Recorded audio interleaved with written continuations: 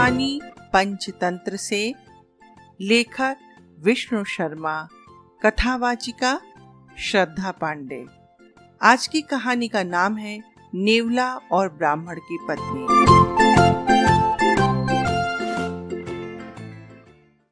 ये है कहानी बड़ी पुरानी, जिसे सुनाती थी बूढ़ी नानी।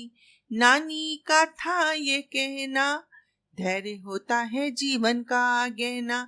सोच समझ कर कदम उठाना, काम बिगड़े तो गुस्सा न करना, क्योंकि गुस्से का परिणाम बुरा होता है। तो क्या हमें गुस्सा नहीं करना चाहिए? हाँ, गुस्सा करना बुरी बात है, लेकिन हम सभी को गुस्सा आता ही है। पर इतना भी गुस्सा नहीं करना चाहिए कि अपना नुकसान कर लें, क्योंकि गुस्सा करते समय व्यक्ति की सोचने समझने की शक्ति समाप्त हो जाती है। ऐसा तो नहीं होता, क्योंकि हमारे मम्मी पापा भी तो नाराज होते हैं। हाँ, लेकिन वे उतना ही गुस्सा होते हैं जितनी उन्हें जरूरत हो, और किसी का नुकसान भी नहीं करते। ओफो, तुम कहानी भी सुनने दोगे या यूं ही बहस करते रहोगे? मैम देखिए, कृषा भी गुस्सा दिखा रही है। हाँ, पर अपनी बात समझाने के लिए इतना गुस्सा उचित है। फिर आपकी नानी को ये नहीं कहना चाहिए कि गुस्से का परिणाम बुरा होता है। देखो, तुम ठीक कह रहे हो, पर पहले कहानी सुन ले, फिर क्या गलत है क्या सही है इस पर चर्चा कर लेंगे। क्यों? लेकिन मैम, पहले कहानी का नाम तो बताइए। अरे हाँ, कहानी का नाम है नेवला और ब्राह्मण की पत्नी। तो बात ये बरसों पुरानी है। एक गांव में देवदत्त नाम का ब्राह्मण अपनी पत्नी के साथ रहता था। उसकी पत्नी का नाम था देवकन्या।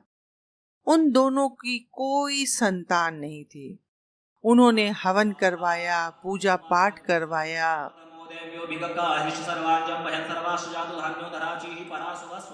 आखिरकार कुछ वर्षों के बाद उनके घर में बच्चे ने जन्म लिया। ब्राह्मण की पत्नी अपने बच्चे से बहुत प्यार करती थी। एक दिन की बात है, ब्राह्मण की पत्नी को अपने घर के बाहर एक नेवले का बच्चा मिला। नेवला किसे कहते हैं? नेवले को इंग्लिश में मंगूस कहते हैं, जो दिखने में एक बड़े चूहे जैसा दिखता है, और बताएं, वो सांप से लड़ भी सकता है। अरे बाबा रे, फिर तो नेवला तो बहुत ही हिम्मत वाला है। मैं तो सांप से डर जाती हूँ। अच्छा, फिर क्या हुआ? हाँ, तो उसे देखकर देवकन्या को उस पर दया आ गई, और वह उसे अपने घर के अंदर ले आई और अपने बच्चे की ही तरह बड़े प्यार से पालने लगी। उसके बच्चे और उस नेवले में बहुत प्रेम हो गया था। ब्राह्मण और ब्राह्मण की पत्नी बच्चे और नेवले दोनों को अकेला छोड़कर काम पे चले जाते थे। नेवला इस दौरान बच्चे का पूरा ख्याल रखता था। दोनों के बीच बहुत अधिक प्रेम देखकर देवकन्या बहुत खुश भी होती थी। समय बीतता गया और नेवला और ब्राह्मण के बच्चे के बीच प्यार और गहरा होता गया।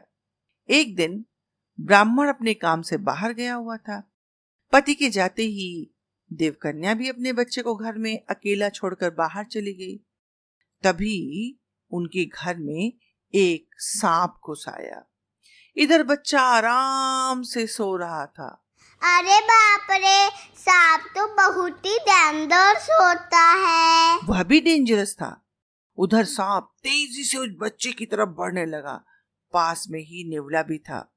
जैसे ही नेवले ने सांप को देखा, वह सतर्क हो गया और सांप बच्चे के पास पहुंचे उससे पहले उसने सांप पर वार कर दिया। दोनों में जबरदस्त लड़ाई हुई। आखिर में नेवले ने सांप को मारकर बच्चे की जान बचा ली। सांप को मारने के बाद नेवला थक हार कर आराम से घर के बाहर बैठ गया। इसी बीच देवकन्या घर लौट आई। जैसे ही उसने नेवले के मुंह को देखा तो वो डर गई। अब सोचो क्या हुआ होगा। अब सोचो क्या हुआ होगा। क्या नेवले को इनाम मिला होगा या होगा कुछ और परिणाम? अब सोचो क्या हुआ होगा। मैं बताऊं? अच्छा, तुम ही बताओ।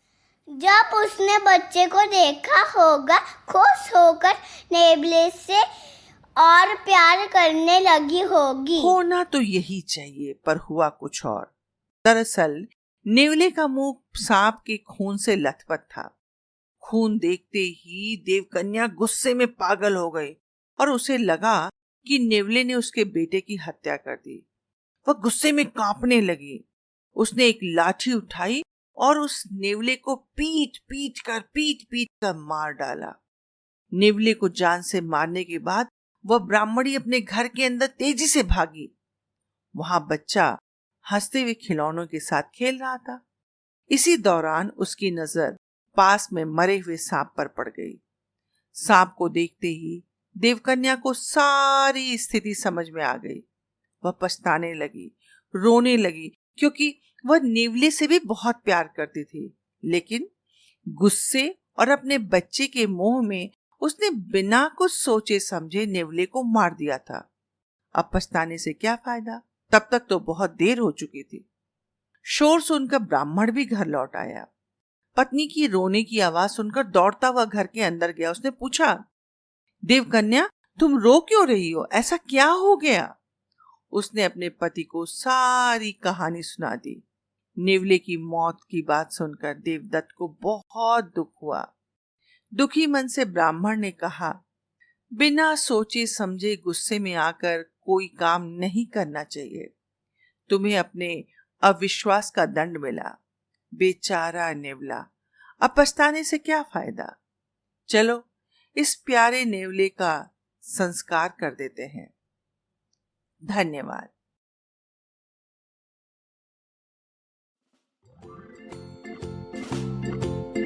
तो बताओ बच्चों, मेरी नानी गलत कहती थी या सही? बिल्कुल सही कहती थी। हमको गुस्सा तो करना चाहिए, पर इतना भी नहीं कि हमको सही गलत का पता ही ना हो। अच्छा बताओ कि कहानी से क्या सीख मिली? मैं बताऊं? मैं हाँ, तुम ही बताओ। बिना सोचे समझे गुस्से में आकर कोई काम नहीं करना चाहिए। बहुत सुंदर। अच्छा तुम बताओ। जब तक अपनी आँखों से देख नहीं लेना चाहिए, तब तक किसी बात पर भरोसा नहीं करना चाहिए। शाबाश बच्चों, बिल्कुल ठीक कहा तुमने। हमें बिना सोचे समझे गुस्से में आकर कोई काम नहीं करना चाहिए। गुस्सा करते समय अपने सोचने समझने की शक्ति को खोना नहीं चाहिए। साथ ही विश्वास की डोर को कभी शक की वजह से टूटने नहीं देना चाहिए। एल्कॉन इंटरनेशनल स्कूल के प्रिशा कौशिक व ईशान अग्रवाल का बहुत बहुत आभार। इनके सहयोग से कहानी बहुत रोचक बन गई है। बहुत जल्दी फिर मिलेंगे अपनी एक नई कहानी के साथ। तब तक स्वस्थ रहो, मस्त रहो।